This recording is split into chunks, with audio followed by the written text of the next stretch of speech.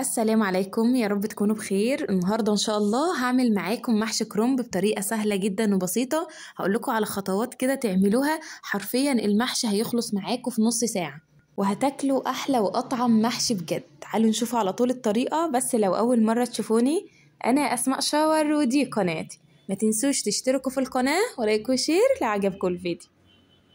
اول حاجه هنقول بسم الله الرحمن الرحيم ونصلي على الرسول.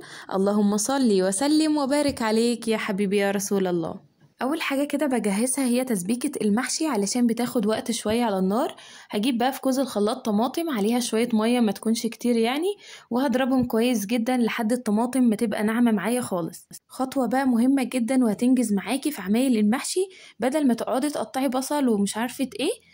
كمان المحشي بياخد بصل كتير، فجبت معايا 3 بصلات كبار كده وهحطهم على طول في كوز الخلاط ضربتين 2 بس مش اكتر من كده، علشان يبقوا متقطعين معانا كده اكنك مقطعاهم بالسكينة.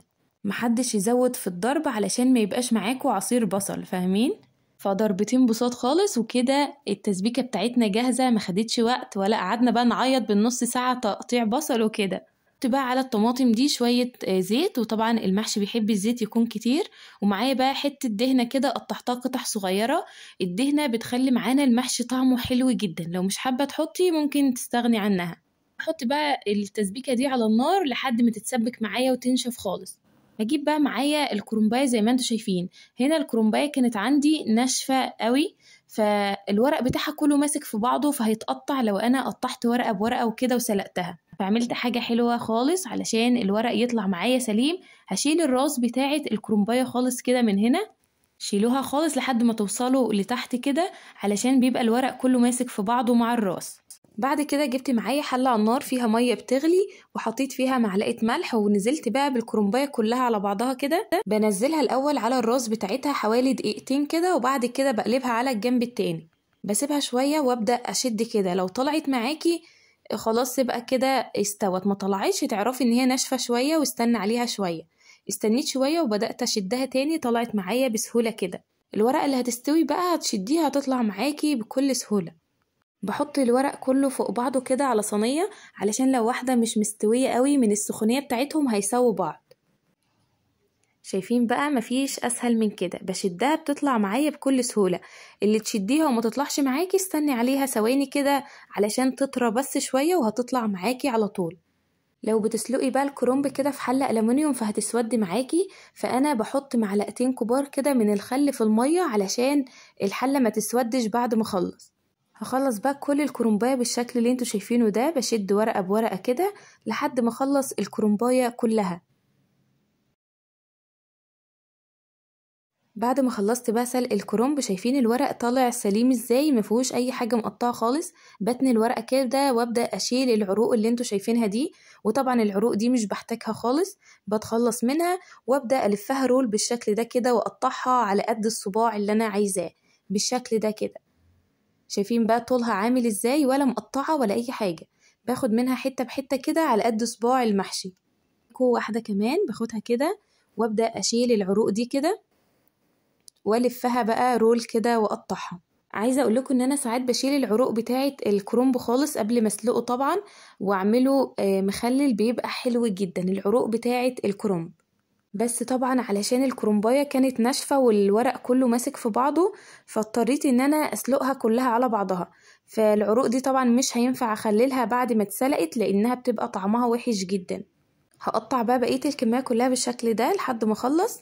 بعد كده هجيب الخضرة بتاعة المحشي، وبجيب نص الكمية شبت ونص الكمية كزبرة، وبخرطهم مع بعض بالشكل اللي انتوا شايفينه ده كده. ببدأ اشيل العروق الناشفة الاول كده، اتخلص منها مش محتاجاها. هقطع بقى الكزبرة والشبت، وحاولوا تقطعوه كده صغير.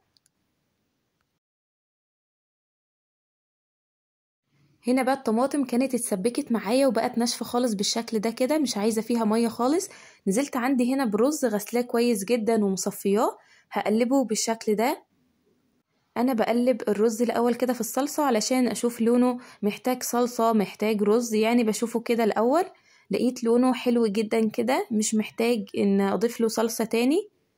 هجيب بقى الخضرة اللي انا قطعتها الشبت والكزبرة، هحطهم كده على الرز، وهجيب معايا بقى شوية من الملح وشوية من الفلفل الاسود وكمون وكزبرة وشوية شطة، مش هضيف اي حاجة تانية اكتر من كده، وهقلبهم مع بعض كويس جدا بالشكل ده. هجيب بقى الحلة اللي انا هسوي فيها المحشي واحط فيها الورق الاخضر ده، طبعا انا مش محتاجاه فبفرده كده في ارضية الحلة. هجيب بعد كده الورق واقطع منه حتة صغيرة على قد صباع المحشي، وباخد شوية رز كده وابدأ الفهم بالشكل ده كده، لفيها كويس كده علشان ما تفتحش معاك. مفيش اسهل من كده وما خدش معانا وقت خالص في التجهيز. بحطهم بقى في الحلة كده جنب بعض بالشكل ده كده. لفيت بقى المحشي كله وخلصت كده. هجيب بقى طبق واحطه على وش المحشي. هكون بقى مجهزة معايا شوربة بتغلي كده، حطيت فيها معلقتين كبار من الصلصة، ولو بتحبوا المحشي يكون حراق حطيت كمان شوية شطة صغيرين كده. بعد ما نزلت كده بالشوربة ببدأ أهزه كده علشان الشوربة تتوزع معايا كويس جدا في المحشي ويستوي معايا كويس. لقيته محتاج شوية، زودت شوية كمان وهبدأ أهز كده. أنا مش هضيف هنا مية كتير، أنا عايزة بس يعني آخر طبقة في المحشي ما تكونش وصل لها المية للآخر. أنا شلت بقى الطبق كده علشان أشوف المية واصلة لحد فين كده. زي ما انتوا شايفين كده المية مش مغطية المحشي خالص، الصباع بتاعي المحشي المية واصلة للنص بس كده، مش مغطياه للآخر. خلاص كده انا مش هزود مية تاني، هو كده حلو جدا. هحط الطبق ده كده على وش الحلة علشان لما يغلي معايا ما يفكش. وطبعا لو انتوا لفينه كويس جدا مش هتحتاج انك تحط طبق ومش هيفك معاكي. هاخد بقى الحلة دي واحطها على النار، شايفين هنا بيغلي معايا بالشكل ده كده. حطاه طبعا على نار عالية خالص. في ناس بقى بتشتكي ان المحشي بيطلع من النص مش مستوي، وساعات بيطلع من الحروف بتاعته مش مستوي، جنب مستوي وجنب لا. هقول لكم دلوقتي ازاي المحشي كله يطلع معاكم مستوي. هنا بعد ما تشرب المية خالص انا هشيل الطبق ده واحط معايا هنا معلقة كبيرة من السمنة البلدي على الوش كده، بتدينا طعم حلو جدا للمحشي. هنا بقى علشان المحشي يستوي معانا كويس جدا وما يبقاش فيه صباع مستوي وصباع لأ، بعد ما بيتشرب المية على طول مش بخلي النار شمعة تحت المحشي، لان كده بيخلي المحشي ما يستويش. انا بخليه النار وسط، يعني بدل ما كانت عالية قوي بخليها على نار وسط كده حوالي من 10 دقايق لربع ساعة، وبعد كده بروح مهدية النار وخليها شمعة كده. المحشي هيطلع معاكم مستوي وهيطلع بصوا تحفة.